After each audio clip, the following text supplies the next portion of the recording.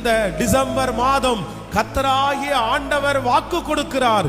நான் உன்னை நம்ப பண்ணின வசனத்தை இந்த மாதம் உனக்காக நினைத்தருளுவேன்.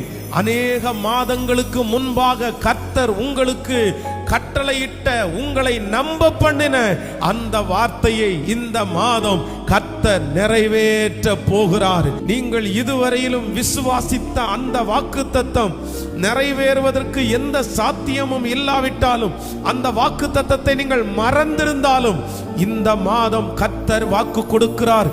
நீ அன்று நம்பின உன்னுடைய பிள்ளைகளை குறித்து நான் சொன்ன வார்த்தையை நீ நம்பினாய் அல்லவா? உன்னை குறித்து நான் சொன்ன வார்த்தையை நம்பினாய் அல்லவா? அந்த வசனத்தை மறுபடியும் உனக்காக நான் நினைப்பேன். அந்த வாக்கு தத்தத்தை கர்த்தர் நினைக்க போற. நீ நம்பினது உண்மை. உன்னை நம்ப பண்ண